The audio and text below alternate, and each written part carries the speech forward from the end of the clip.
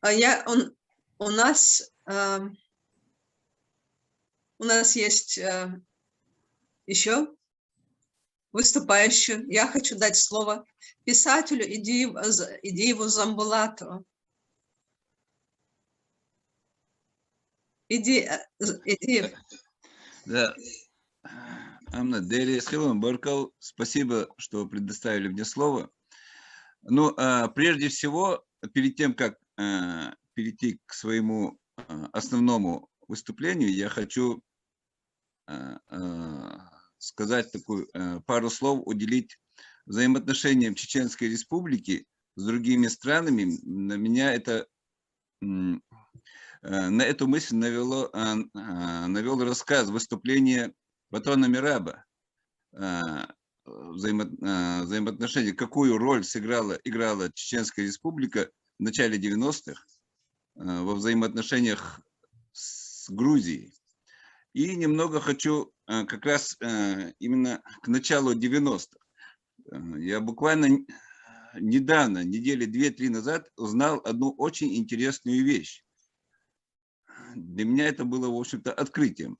Мы все, ну, многие из нас помните, наверное, что в начале 90-х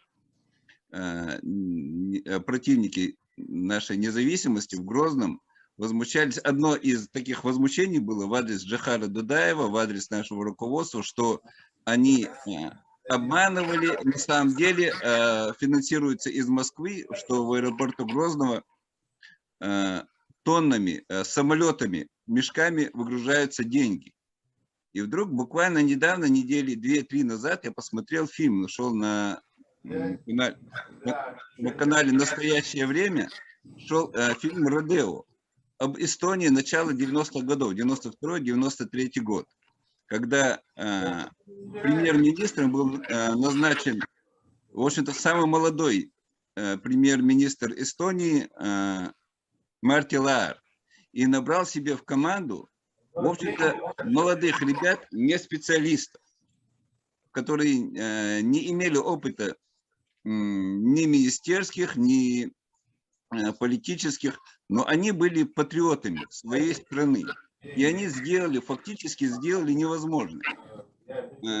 Они, вот этот самый трудный период 92-93 годов, они вытащили, смогли выстоять, сделали так, что Эстония смогла выжить, смогла выстоять. И, в общем-то, сейчас уже является страной Европейского Союза. И какую роль в этом сыграла Чеченская Республика в тот период?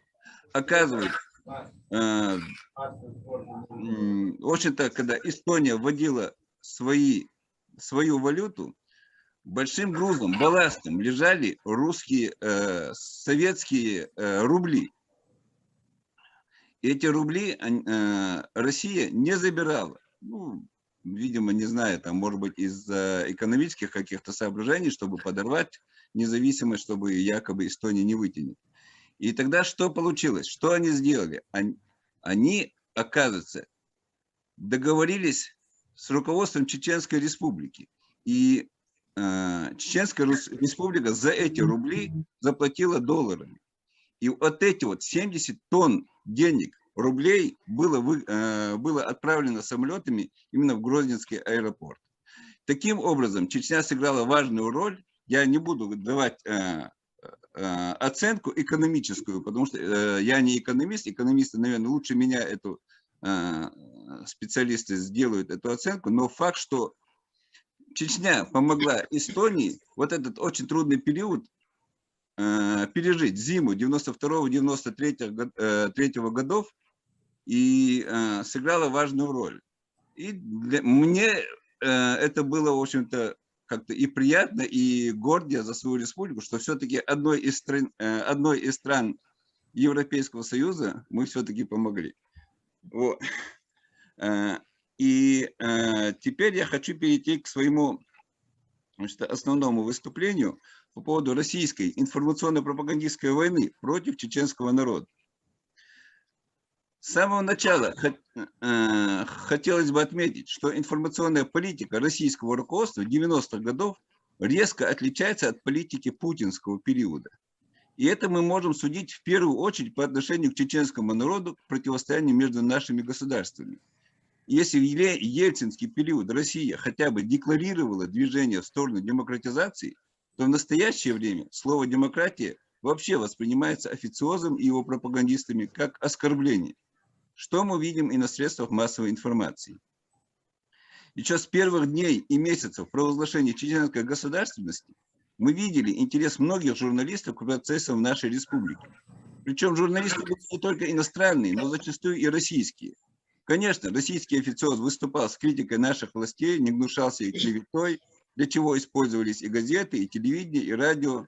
Но были и журналисты, действительно пытавшиеся разобраться объективно в ситуации.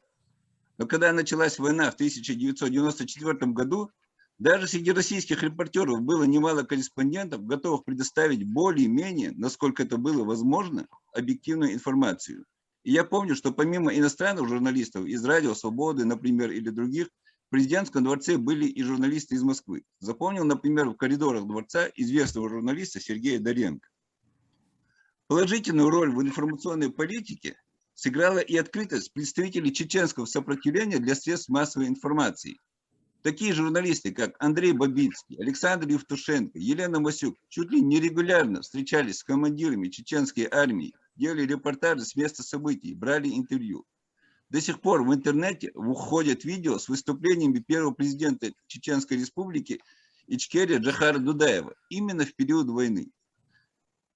Были, конечно, и те, кто с пеной у рта пропагандировал ложь Кремля, оправдывая агрессию против Чечни. Все вы помните, думаю, знаменитый репортаж Александра Невзорова об отрезанных чеченских ушах на шее российских ОМОНовцев в виде амулета. Или ложь о наемниках из Африки, снайпершах из Прибалтики и другие. Чеченская трагедия вызывала сочувствие и у соседних народов. Это сочувствие сказывалось и в некоторых изданиях. Конечно, при всем сочувствии не все газеты были готовы публиковать правдивую информацию о войне. Но хотелось бы особенно отметить начикскую газету «Хасы», печатный орган кабардинского движения Адыги Хасы, и ее руководителя Валерия Хатажукова. В газете почти в каждом номере печатались репортажи из военной Чечни, которые транслировала Радио Свобода. Кроме того, она регулярно, без всяких поправок, публиковала материалы, которые и мы ей предоставляли. Газеты с этими материалами привозили в Чечню мой отец, мои братья, я, раздавали мирным жителям и чеченским бойцам. И эти газеты пользовались большой популярностью. Помню один эпизод уже в конце Первой войны, когда начали действовать совместные чеченско-российские блокпосты. На въезде в республику около Самашек нас остановил чеченский пост. Увидев газету «Хасы», ребята взяли у нас несколько экземпляров и спросили, а можно русским показать ее? Конечно, можно, ответили мы. Один из бойцов с волнением сказал, я их за хребет возьму и носом ткну в газету. Пусть видят, сволочи, что творили. Но при этом газета испытывала некоторые трудности, в отличие от других изданий.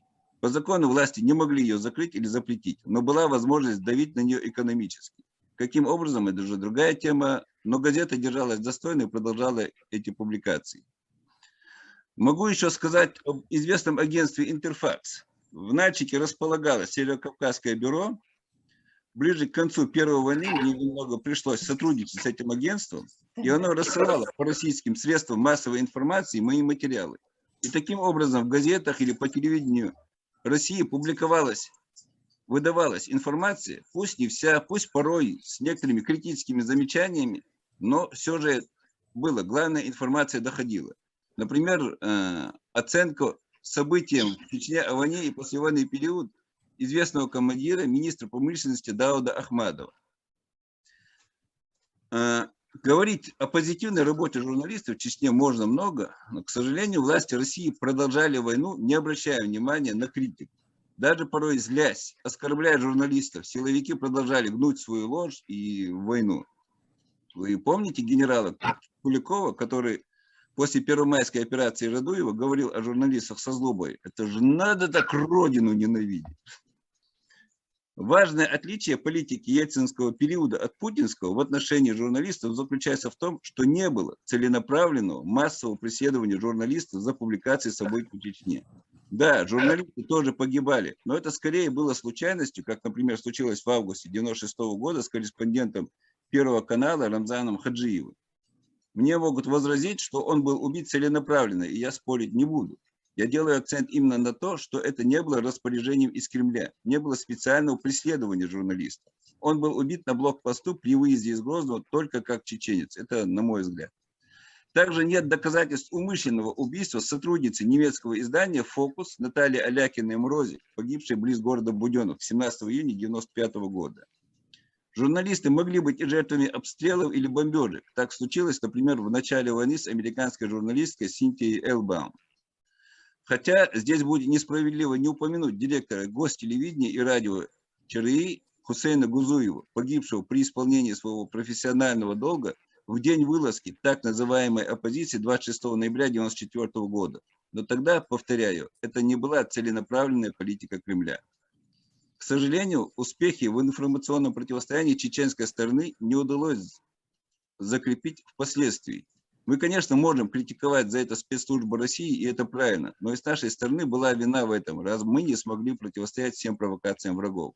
Ведь после войны начались похищения журналистов, и нападениям подвергались в первую очередь именно те репортеры, которые сотрудничали с чеченской стороной, давали объективную картину событий. Называть можно много случаев, но, на мой взгляд, самый вопиющий эпизод произошел с Еленой Масюк, похищенной на территории Чечни в 1997 году. Ну, не знаю, кто как. Я, например, не могу ее судить за то, что она после этого резко изменила свое отношение к чеченской стороне. Да, конечно, российские агенты работали и не жалели средств на подобные провокации. И это сильно подрывало авторитет чеченского государства, что позднее сказалось уже и на освещении Второй войны, когда многие журналисты уже делали репортажи, сидя на российских бронетранспортерах. Но если бы только так. Показателен случай с чеченским журналистом телевидения Новчи Адамом Бетельгериевым, который в 2000 году специально вывели из дома в селе Алханкала российские военные и расстреляли. Пропал без вести чеченский поэт и драматург Макал Садулаев. Его супруга Берлант Рамзаева вспоминала, что генералы таких считали хуже и опаснее боевиков. Поэтому эти случаи уже несли спланированный характер. Кремль усвоил уроки Первой войны и серьезно занялся теми, кто мог нести правду. Можем вспомнить и историю корреспондента «Радио Свобода» Андрея Бабицкого, арестованного в России, помещенного в фильтропункт, а после якобы обвиненного на территории Чечни на русских солдат. Такая политика против журналистов набирала оборот. В итоге в России даже мнение чеченской стороны озвучить стало считаться уголовным преступлением. В настоящем времени уже все атрибуты чеченского государства приравниваются к пропаганде терроризма. И профессия журналиста в итоге стала одной из самых опасных профессий. Согласно докладу руководителей Союза журналистов России и Международной федерации журналистов, за период с 1993 по 2009 годы погибло более 250 российских журналистов. При этом большинство убийц и заказчиков так и не понесли наказание. Следует подчеркнуть, что пропагандистская машина Кремля не ограничивается только чеченской тематикой, ибо, как мы знаем, человеку свойственно наглеть. В данном случае людям, наделенным властью и безнаказанностью. Поэтому пропаганда полностью заменила профессию журналиста. А пропаганда, по моему глубокому убеждению, допускает элементы лжи. В России же, кроме лжи, уже практически ничего не осталось. Это касается уже всего и вся. И войны с Грузией, и войны с Украиной, и отношениям с Европой и Америкой, и всего. Даже, казалось бы, самой гуманитарной темы – здоровье. Например, французские спецслужбы безопасности подозревают правительство России в распространении фейков о вакцине Pfizer. Зачем? Можно только догадываться. Конечно, в рамках одной конференции, одного доклада охватить все аспекты и случаи информационного противостояния России с Чечней, а теперь и со всем цивилизованным миром невозможно.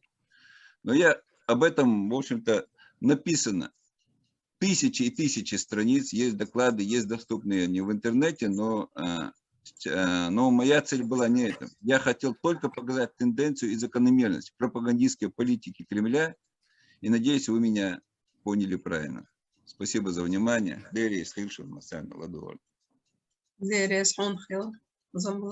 Спасибо Замбулату. Вспомнились, конечно, имена уже забытые журналистов. Да, это тоже наша история. Спасибо. Теперь у нас есть еще два правозащитника, которые, я не знаю, Зайнаб сможет или нет выйти, но я хочу дать слово Фатиме Газиевой, которая вместе с Зайнаб Гашаевой работали по одним и тем же вопросам. Фатима, если ты слышишь, появись, пожалуйста. У Фатимы отключен звук и видео, я не знаю, она слышит или нет.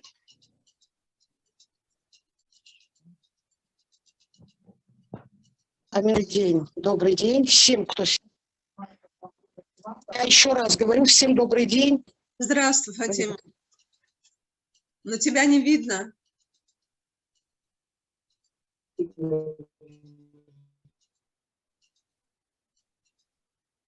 Вот теперь видим, Фатима. Аминат. Теперь видим. Аминат, добрый день. Я вас всех приветствую. Сегодня все, кто меня слышит, видит,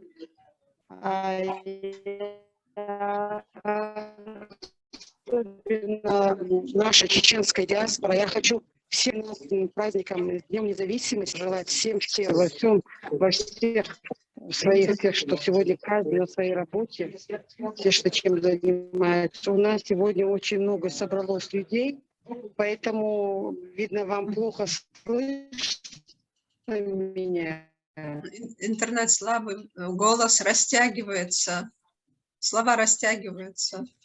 Я думаю, что это из-за связи, Аминат. Здесь очень плохая связь. Ну, говори, мы слушаем тебя. Ну вот, хотелось бы, конечно, быть рядом с вами, чтобы и слышно было хорошо, и видно вас всех. Я еще раз всех поздравляю с этим праздником, Днем независимости. Знаете, сегодня в сердцах всех наших взрослых, молодых, подростков этот праздник для многих действительно является большим праздником. Слышно, да? Слышно. Слышно, Аминат? Да, слышно. Конечно, не хочется повторяться. Я столько много вам сказала. Надеюсь, что-то слышали из сказанного. Я говорила о том, что за эту нашу независимость, за вот этот праздник, это очень велико для нашего народа. Я хочу сказать, что сегодня очень много полегло ребят, вот воевали за эту независимость. Погибло очень много жителей, детей, стариков, женщин, матерей, сестер. Поэтому для нашего народа эта независимость, это очень такой, для меня это очень большой праздник. Потому что я сама выросла в Казахстане и в 1991 году впервые вернулась в Чечню. И для меня это родина моих предков. Аминат, очень тяжело. Наши гости, я думаю, участники устали уже, мы почти 4 часа работаем. Да, но у нас есть еще один выступающий, может быть, кто-то еще, но во всяком случае я хотела бы дать слово Ахмеду Гисаеву. Или перерыв сделать, или просто нашу... Нет, я думаю, что нужно нам просто завершить. Ахмед Гисаев. Извини, Фатима, тебя не слышно было. Извини. Дерес Хелгучала. Дерес Шунхил Массарна Даляту больше леземдер. И тогда в завершении Абдул-Руй, он от имени правительства подготовит обращение, помимо резолюции, он его зачитает, пока наши участники не разошлись. Хорошо? А там посмотрим, доработаем. Роза, Маша, Роза тоже появилась. Роза тоже хотела бы, да. Роза. Ну, давайте, лишь бы с наши гости, я не за себя, я за наши гости. Могут немножко отключить и отдохнуть. Некоторые так и делают. Я хочу услышать Ахмеда Гисаева. Ахмед появился. Давай. Микрофон, ассаламу алейкум. Здравствуйте, уважаемые участники. В первых же словах хочу поздравить нас всех, весь наш народ с 30-летием объявления нашей независимости, независимого государства. Это была очень трудная дорога для нашего народа, которую мы преодолели. Буквально сидя, слушая сегодняшних участников, я вспоминал лица тех ребят, которые, в принципе, отдавали свои жизни за нашу эту свободу, за то, чтобы наш народ наконец-то обрел эту свободу. Вот. Поэтому есть очень много вещей, которые, в принципе, проходят перед глазами сегодня. Как правозащитник я хотел бы сказать единственную одну вещь. Я считаю, что прежде чем говорить о правах человека, кто бы там он ни был и кем бы он ни представлялся, он должен признавать абсолютное бесспорное право нашего народа на свою независимость, на свою государственность. И я считаю, что мы должны ориентироваться именно на эту модель, признает ли отдельный индивид, партия или какая-то фракция право нашего народа на свою независимость. Все остальное, так называемое, все остальное, что называется, скажем так, правозащита, я считаю, что это просто бутафория. Это все, что я могу сказать сегодня. Спасибо за внимание. Баков. Амад, я просто два слова просто добавить к тому, что Амад сказал. Я еще раз, я хочу просто выразить ему свою благодарность. Это вот тот момент, который я всегда подчеркивал. Российская правозащита и российский либерализм заканчивается на Чечне. Вот касается чеченской темы. Вот они готовы поочередно вытаскивать, выискивать по отдельности жертвы этого геноцида, этих преступлений, которые совершают против народа. Они, защищая отдельно права одного человека, но напрочь игнорируют право целого народа на самоопределение и на свою собственную выбор, собственный выбор для своего будущего. Поэтому очень важно, чтобы мы и журналисты, и политики, и представители, и правозащитники понимали вот это.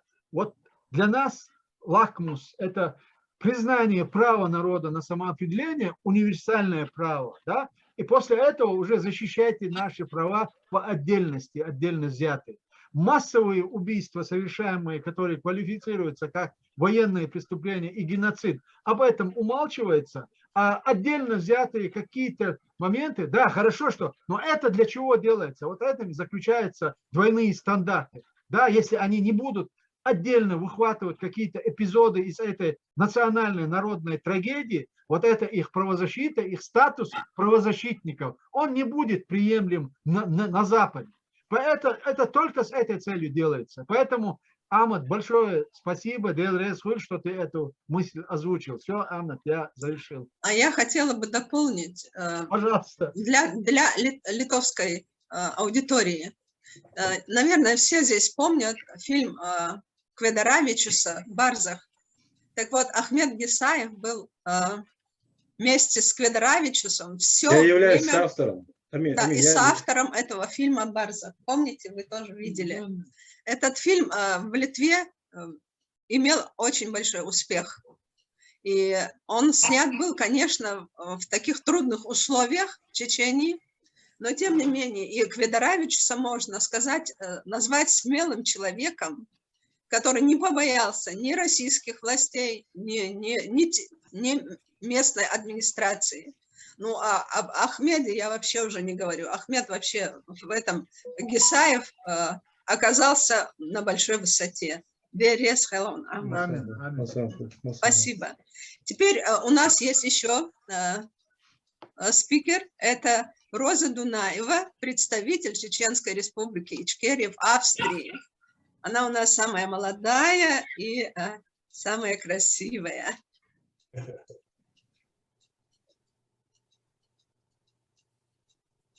Мы тебя не слышим. Вот сейчас включила, да.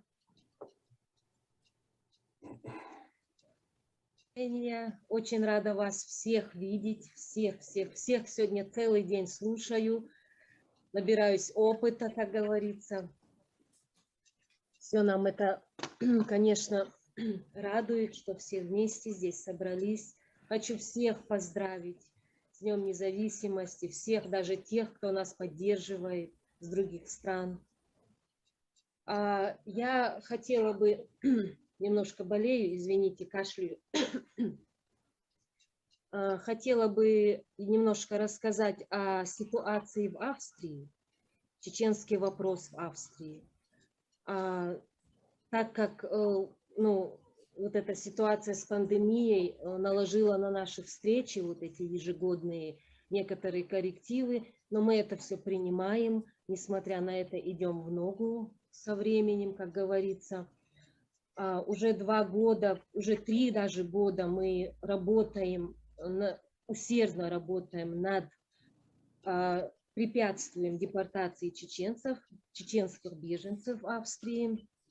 Конечно, со стороны я заметила, что внутри, как бы на внутричеченском сегменте в Австрии было упущено, как бы нет связи с австрийским обществом. И поэтому как можно усердно стараемся, в широком смысле как бы этого слова, стараемся налаживать англоязычные связи, немецкие связи. В основном сосредоточила работу свою на освещении чеченского вопроса.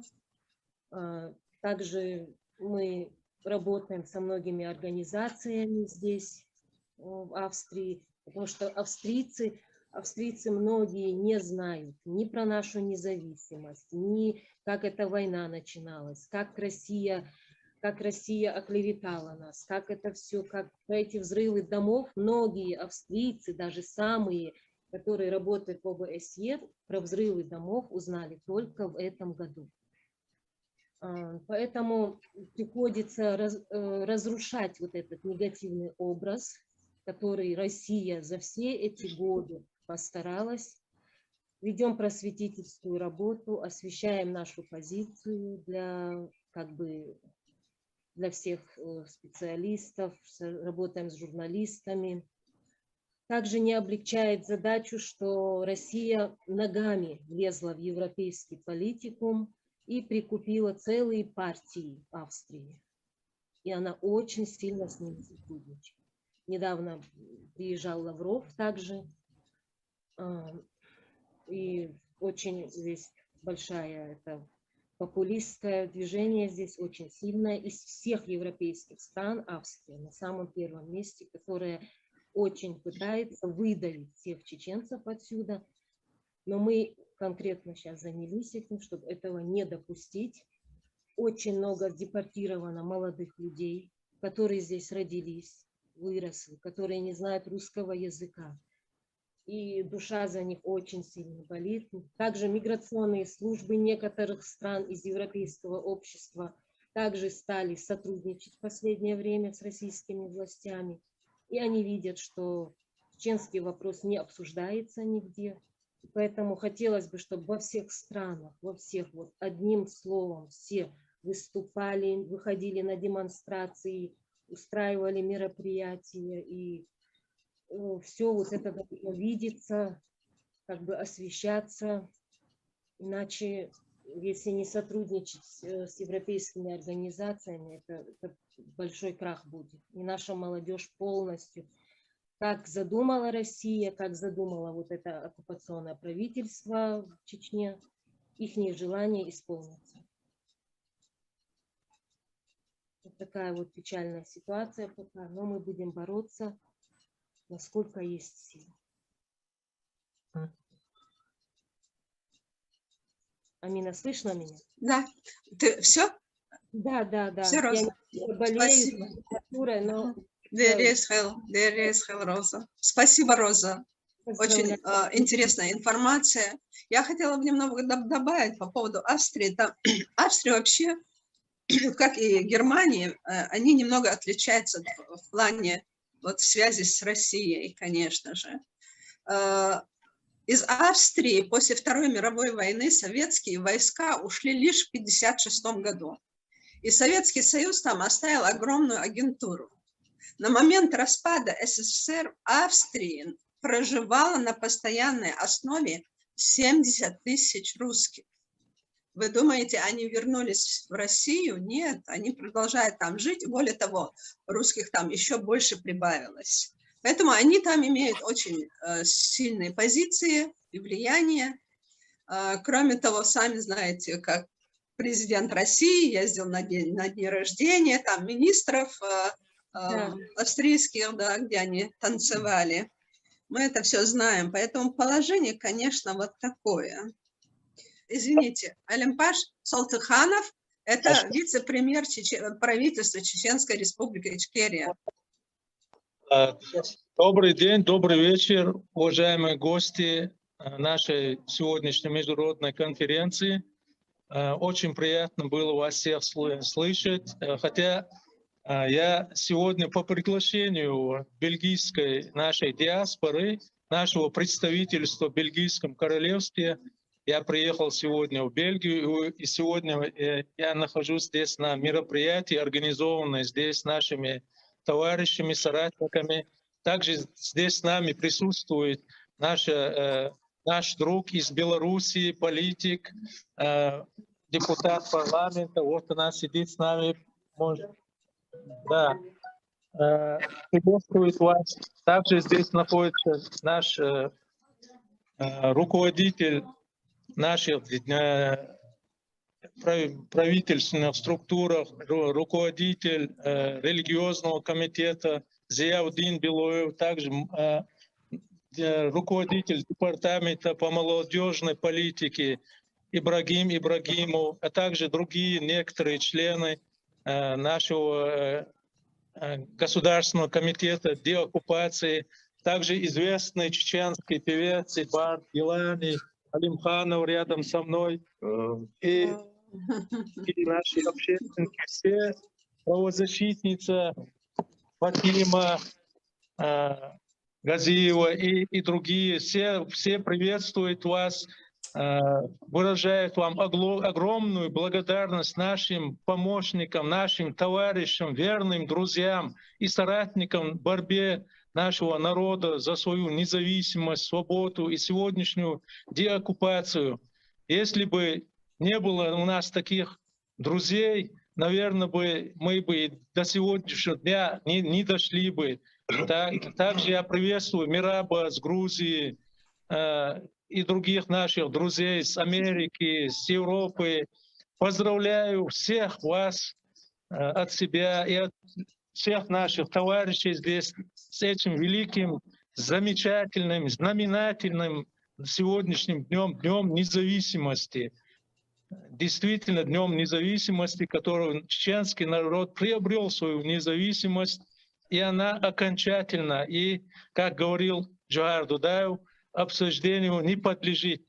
Благодарю вас всех, всего вам хорошего, и Зияуди добавить несколько слов.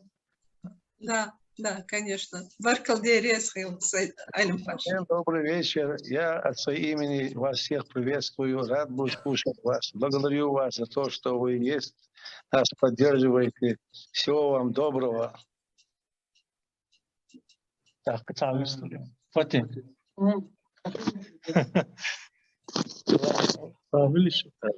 Ну, все остальные приветствуют вас. Амина, спасибо тебе также. На этом мы закругляем. Спасибо. Спасибо вам всем. В Бельгии завершился. Да, спасибо. Теперь слово Абдулле Артаханову, государственный министр в правительстве Чеченской Республики Ичкерия. Абдулла, мы слушаем. Начали доброго дня, уже заканчиваем добрым вечером. Я всех приветствую, гостей и наших истинных друзей из прибалтийских государств. Сегодня приятно было слышать, видеть знакомые лица и незнакомые, впервые появившиеся Инну. Очень приятно было. В любом случае, как бы ни говорили, 30 лет это эпоха. Если 30 лет мы сумели сохранить преемственность власти, если мы сумели сохранить органы государственного управления, если мы сумели создать дополнительные структуры, позволяющие нам в дальнейшем работать, значит, Ичкерия жива, Ичкерия работает. Я хотел бы искренне поблагодарить всех участников за откровенный разговор, за поддержку, за систематическую поддержку уже десятилетиями нашего движения, нашей борьбы за свободу и независимость. Долго не буду задерживать ваше внимание. Мы подготовили сегодня обращение к мировой общественности, главам государств, всему цивилизованному миру. Если бы не устали, я кое-какие детали из того далекого 30-летней поры привел бы. Благо еще живы участники, активные участники этих событий. Благо жива наша государственность. В начале этого обращения я хотел бы начать с интервью Инны Курочкиной с профессором Витаустасом Ландсбергесом. Там он начинает: мало кому сегодня жаль Ичкерию. Это ляжет ответственностью и проклятием на тех, которым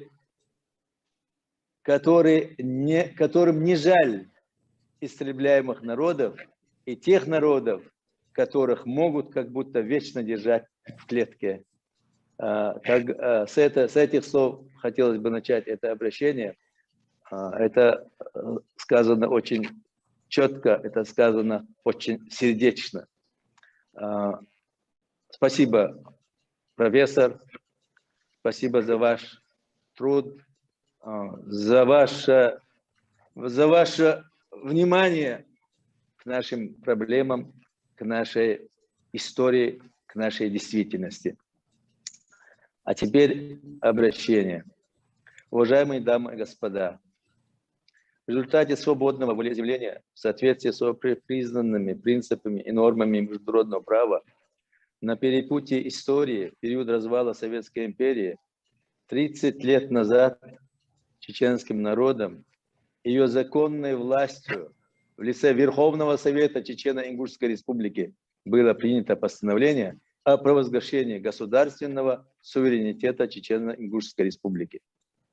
27 октября 1991 года были проведены выборы президента, проведены парламентские и президентские выборы, результатом которого стало избрание президента и парламента Чеченской Республики Ичкерия, закрепив право чеченского народа на самоопределение. Руководствуясь декларацией о принципах международного права от 24 октября 1970 года и Устава ООН о праве нации на самоопределение. Были формированы все органы государственной власти, избраны органы местного самоуправления. 12 марта 1992 года была принята Конституция Чеченской Республики Ичкерия, в котором в статье номер 1 зафиксировано, что Чеченская Республика Ичкерия является независимым, демократическое, суверенное правовое государство, созданное в результате самоопределения чеченского народа. В 1994 году началась Первая российско-чеченская война. Итогом этой чудовищной, страшной войны стал договор о мире и принципах взаимоотношений между Российской Федерацией и Чеченской Республикой Ичкерия от 12 мая 1992 1997 года, подписанная двумя президентами Масхадовым и Ельциным. В 1999 году началась вторая, более страшная российско-чеченская война. А итогом этой войны явилось нарушение договора о мире, тотальная оккупация и установление оккупационных органов власти. Убийство в марте 2005 года в результате террористических актов законно избранного и легитимного президента Чеченской Республики Ичкерия Аслана Масхадова, а затем начало массового террора против защитников чеченского государства и их сторонников вынудило нас формировать правительство Чеченской Республики Ичкерия за рубежом, следуя при этом принципам преемственности и духу времени. Используя законные и мирные методы, следуя общепризнанным принципам и нормам международного права, правительство ЧРИ за рубежом последовательно проводит работу по деоккупации нашей страны. Правительство ЧРИ, осознавая историческую неизбежность соседства, создание и формирование новой модели взаимоотношений с Россией, проявляя при этом односторонний гуманизм, заботясь о будущем чеченского народа, положившего на алтарь свободы миллионы жизней, учитывая изменяющийся в мире расклад политических сил и стремясь войти в цивилизованное сообщество государств и существующих институтов власти, определяя курс на дальнейшее совершенствование модели государственного устройства и учитывая опыт международных отношений, следуя заветам первого президента Чеченской Республики Ичкерия Джохара Дудаева о необходимости доведения до конца курса на построение свободного, независимого, цивилизованного государства, определяя приоритеты внешней и внутренней политики, руководствуясь общепринятыми нормами, принципами международного права, строго придерживаясь и признавая отсутствие альтернативы договору о мире, подписанной президентом Ельциным и Масхадовым, подчеркивая юридическую обоснованность и необходимость к возврату договора о мире от 12 мая 1997 года для дальнейшего взаимоотношений Чеченской Республики и Российской Федерации, правительство ЧРИ совместно с участниками международной конференции, приуроченной к 30-летию государственности, обращается к мировым лидерам, общественным и политическим деятелям, юридическим и гуманитарным институтам выступить посредником новых мирных инициатив между Чеченской Республикой Ичкерия и Российской Федерацией, могущим положить конец многовековому противостоянию. 6 сентября 2021 год. Спасибо. Я на ваше усмотрение, на ваш суд все-таки добавил совместно с участником международной конференции. Если вы согласились бы, приятно было бы, и этот документ мы могли бы перевести на ряд языков и отправить по всем каналам, которые у нас имеют и не имеют, и международные институты. Я благодарю вас за внимание. Еще раз поздравляю и приветствую наших гостей. Поздравляю всех свободолюбивых чеченцев со знаменательным днем восстановления чеченской государственности. Спасибо, всего доброго. Абдул Барка, спасибо. Но это обращение от имени участников или от имени кого? Это от имени правительства, но все-таки я хотел бы, чтобы и наша конференция дала нам добро. Тогда надо обратиться к участникам конференции. Вот поэтому что они думают по поводу этого обращения? На ваш суд и выставил это. Можно я скажу холодного меня? Да, Мираби. Я слушал внимательно резолюцию. Она очень последовательная и насыщена фактами. Но думаю, что вот первая часть слишком перегружена уже известными фактами, и чтобы документ стал более динамичным, думаю, что надо опираться на новое, что мы хотели бы сказать, а все, что было в начале, как-нибудь скорректировать.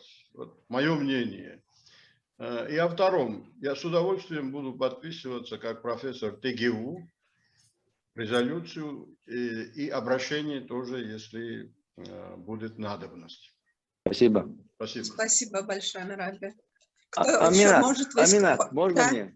Да? Аминат, я думаю, здесь мы как за основу возьмем эту резолюцию, за основу. Там потом можно кое-что редактировать. Я согласен с профессором Мирабом, что там слишком насыщена вводная часть. Давайте, мое предложение, принять эту резолюцию за основу. Кто за это? Если есть, поднимите руки тогда. Вот так, кто за основу? Два слова. Два слова. Ихван Гериханов. Ну, во-первых, по обращению. Я предлагаю, чтобы обращение было по итогам работы международной конференции. Правительство может сделать такое заявление, обращение, как хотите. Да. Это будет правильно. Хороший вариант. Согласен. Вот. И второе. По резолюции. Не по резолюции. По обращению. По заявлению он говорит. Да.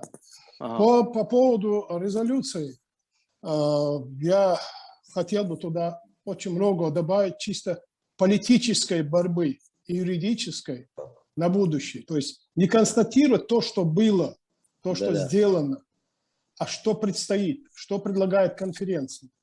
Мы же обсудили многие вопросы. Правда, не по теме части, но мы обсудили именно перспективу, что надо сделать на завтра и что предлагает конференция. Политическая борьба, юридическая борьба. Да. Я не умею слушать, я умею читать, поэтому если... Молодец. Аминат, Да. мне действительно очень жалко наших гостей, потому что так не работают. Я понимаю, без перерыва столько выдержать невозможно. Я предлагаю, у нас есть, у тебя, как у организатора, есть имейлы всех участников, наших гостей, правильно? Да. Мы, когда доработаем предложение взять за основу, и потом доработать его, и уже разослать участникам окончательный или предварительный вариант им разослать, и чтобы после этого мы его опубликовали. Хорошо, договорились. Я только этот вариант. Я согласен. Сайтамин, ты согласен? Согласен, вполне. Наши гости, дорогие, наши участники согласны с таким предложением? Да, конечно. Так и должно быть. Окей. Спасибо всем, дорогие гости, дорогие участники. Извините, что так затянулось, и что вы... Но сегодня наш день, День независимости. Мы вас очень благодарим всех, кто принял участие. Желаем вам здоровья в такой трудный период нашей жизни. Надеюсь, в будущем мы будем встречаться где-нибудь в Брюсселе или в Страсбурге и будем видеть друг друга. Или в Грозном. Аминат, одну минуту видели? Да. Аминат, слышно меня? Да, Абдулла. Одну минуту выделили. Да. Сейчас мы находимся в Берлине. Со мной друзья, представительство Чеченской республики Ичкерия в Германии. Со мной рядом сидит представитель. И от имени всех участников поздравляю всех участников данной конференции. И они шлют вам сердечный салам. Спасибо. Анна, Спасибо, Хазир, мы тебя видим. Амина, в завершении пока Да. 2-3 слова буквально. Да. Дорогие мои друзья, дорогие участники конференции, я, может быть, буду немного эмоционален, потому что на самом деле для нас очень дорого ваше участие, дорого ваша сопричастность нашей трагедии, национальной трагедии. Да, сегодня мы не можем, к большому сожалению, говорить о празднике, посвященный к 30-й годовщине независимости или восстановлению чеченской государственности. Мы знаем, в какой ситуации мы находимся. Если бы мы праздновали бы 30-ю годовщину в центре города Жахар, я знаю, у нас было бы очень много гостей, очень много людей, которые пришли бы поделиться с этой радостью, с нами поделиться, высказать нам добрые пожелания. Сегодня мы находимся вне нашей исторической даже родины. Мы находимся, мы распространены по всему миру, но мы из последних сил держим вот этот флаг чеченского государства. И это происходит только исключительно благодаря вам и вашей сопричастности, и вашего участия в нашей работе. Я безгранично вам всем благодарен. Спасибо вам огромное. Я вас всех люблю, уважаю. И я уверен, как сказал Мираб Чуга, что мы доживем до того дня, когда мы не онлайн-конференцию, а проведем парад, посвященный независимости чеченского государства. И я желаю и хочу, чтобы мы все приняли участие в этом параде. Спасибо вам огромное. Спасибо.